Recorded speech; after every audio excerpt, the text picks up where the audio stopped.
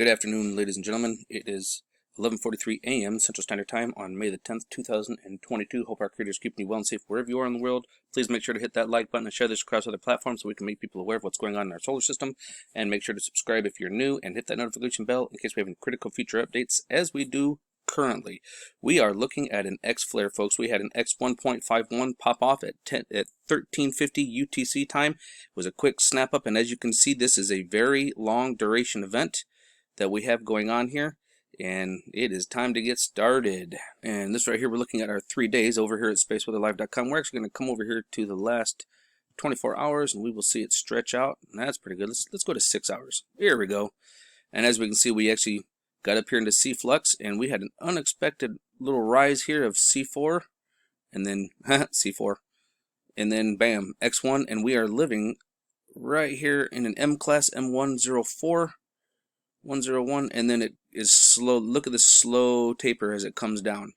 This is a long duration event. There is going to be a coronal mass ejection with this one. And as we come over here to spaceweatherpredictioncenter.noaa.gov, we can take a look at our D region absorption prediction. This is our X-ray absorption from this flare, and this is our activity 1356. So as you can see, it happened at, they said 1350. Well, it took 6 minutes for that to arrive to us. That's pretty quick. It's about the speed of light. So yippee-ki-yay to that. And look at the size of the region. Actually, let's just go ahead and boom this up a little bit here for us. And there we go. We can take a good look at the region of everything that got absorbed. And as it comes down, it'll stay right here in M flare. And look at this. It just kind of hangs there and slowly dissipates. See that? That is a lot of X-ray that we're taking on. Just non-stop. Yippee-ki-yay for that, right? So this is the main blast, all in this region. So if you happen to have lived in this area, you guys took on a quick little snap, not a whole long, not very long, but long enough. Actually, let's zoom this down and see how long that actually lasted. So we've got 1355. I'd say until about 1405. So about 10 minutes of solid X-ray, like off the charts at over 35 decibels, as we can see here. We'll see it back up over here. It's quite a large area. You can see it here. And as we get down to this edge, it goes from the center and then kind of scoots out this way. That's this in a bar graph. Again, Earth orbiting satellites did detect the X1 flare at 1355 UTC time on the 10th. The source is mixed up sunspot, active region 3006. Described here, radiation from the flare ionized the top of the Earth's atmosphere, causing a shortwave radio blackout that we did have. Okay, especially over the Atlantic Ocean. The mixed up magnetic field of sunspot AR306 is having an identity crisis of sorts.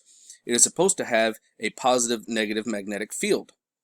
Mostly it does, but deep inside the sunspot's primary core, the polarity is opposite. Right here, as we look at the circled region here, in this case, in this magnetic map of the sunspot region from NASA Solar Dynamic Observatory, which is right here, we can see that they are very close together. So usually when it comes up, right here, you would think it would just be the negative, which is the red, okay, positive being the blue, okay, but as it's coming up, they're right next to each other, like positive and negative coming out together. Instead of being like a positive over here and the negative over here and then them coming together, it's being born positive and negative together. This mixture of magnetic polarities actually makes the sunspot interesting and very dangerous. When opposite polarities are bumping together, it can and will light the fuse of magnetic reconnection, the explosive power source of solar flares, which we all know. If active region 3006 flares today, it will be geo-effective if it flares again. Okay, the sunspot is directly Earth-facing, and let's go take a look at that over here on our SDO and see if we have plasma coming our direction. Hint, hint, we do. And over here on ISWA, we're going to start off with our 94 angstroms of light, and we are going to take a look at that flare. Let me get this centered up here for you, everybody. And here we go. Look at that bugger right there. Do you see that? That right there, 1344, that was the beginning of the X flare from all the way over here, and it sparked this one. Boom, there's our X flare right here. So this right here, it lit the fuse, and we had a chain reaction. But what people don't realize is that there's more building up to this chain reaction. There's also a very large filament that was dancing across the surface that we can't quite see here in 94 angstroms of light. And I will gladly show that to you. Now, if you look, you can kind of see a little bit of activity on the sun's surface, a little bit of waves to it, but you can't quite make it out. But this is what started the actual flash, which lit the fuse to get this guy moving. Boom! Look at that. So we do have ejecti from here. You can clearly see it coming off the sun's surface that way because this is looking at it from a side angle. This one here, you can kind of tell that there's going to be something off of it. But if you notice up here, look at this chain reaction. There's another one going off right there. Same time. And it looks like something over here right around the limb is going, let me move that, is going off at the same time. I mean, chain reactions, folks. It's all connected. So let's come on over here to the 131 angstroms of light, and let's give this a little sneaky peek here.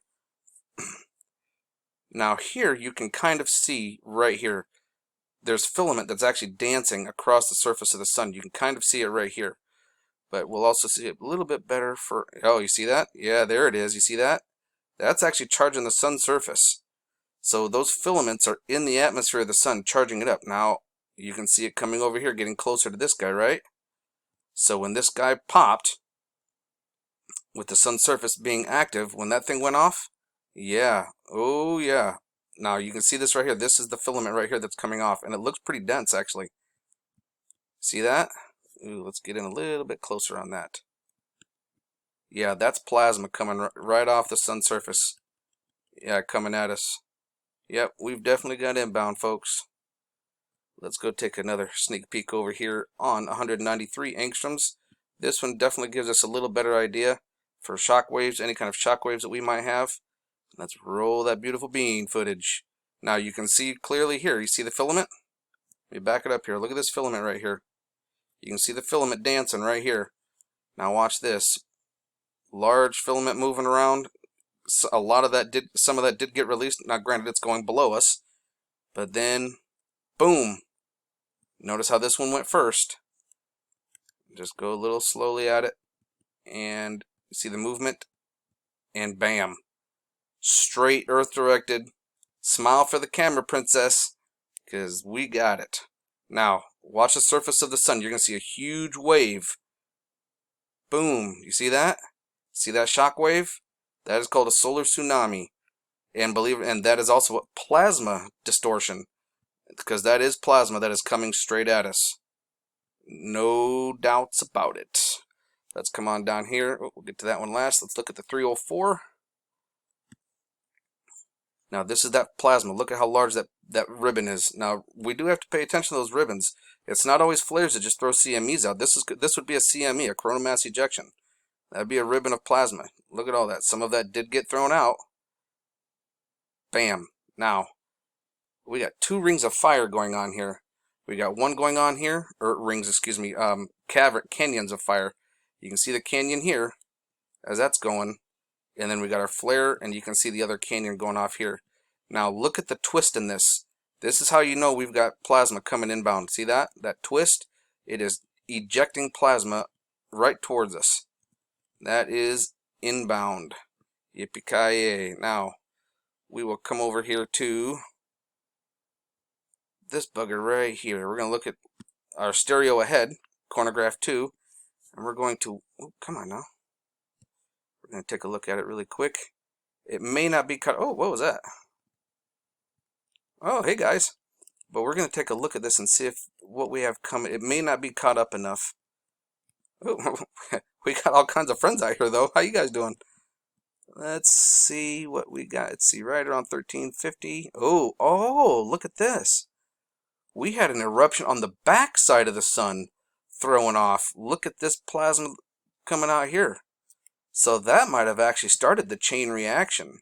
And yeah, it's not quite far enough, but we can see this right here. This is coming off, and it is coming towards us. It might. I don't think we're gonna get a glancing blow out of the one. This is the one that fired off the first flare. This is what we're seeing here, the first flare, not the second one. So it might take a little bit for us to get that secondary footage, the one that's directly Earth facing. And this here is Lasco C2, and I didn't see anything except for that coming off right there. And this is what started the eruption. This was the first one, okay, that came off of this side over here. That's what this one is right here. So we don't have any details on this one yet, but we got to wait for things to catch up. And taking a look over here at Solar Ham, They're actually showing this as 3005, but it's actually 3006. They might have made a mistake here. But this is 3007. This is the one that started off the crackling of this one. But as we look around the limb here, see stereo head is off to the side. This right here is the limb. So from here forward, we can see facing Earth. So this is just behind the limb.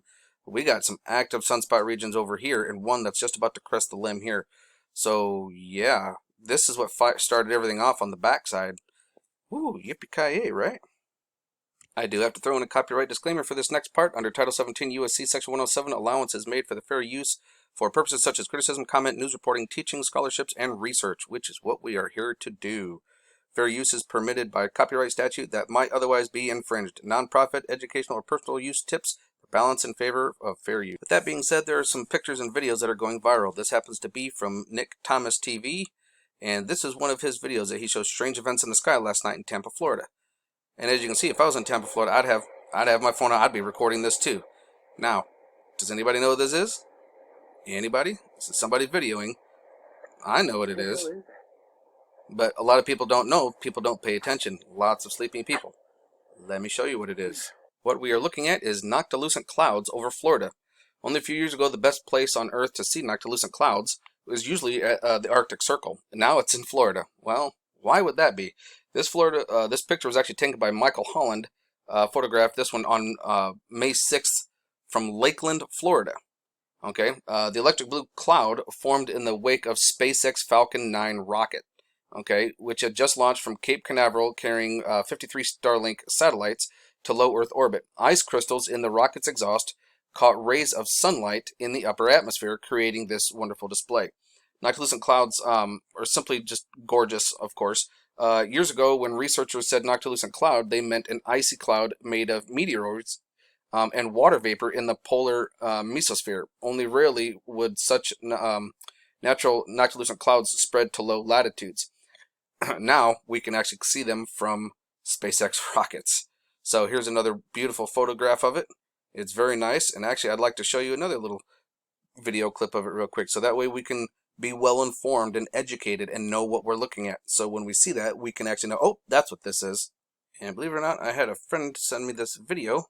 This was this is going around on Twitter, and you can clearly see the rocket launch, and you'll see it kind of pop, boom. Now, this might have been an explosion where it failed. I'm not sure what that was, but it's pretty cool to look at, though. But it is Noctilucent Clouds from that. But it does make you wonder, what is this? Did it actually explode and it's falling back to Earth? And like, or is that where it boomed off and the bottom part is dropping? I don't know.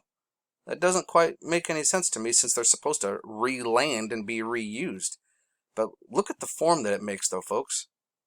It's very interesting, because it starts to kind of look like that of a dragon here in just a second, right there towards the end. Look at that. Almost looks like a dragon, doesn't it? Crazy stuff. But anyways, this is what we're looking at. So if you happen to live in the Florida region, this is what we're seeing. If you see it on the internet, just let people know it's from SpaceX. Alrighty?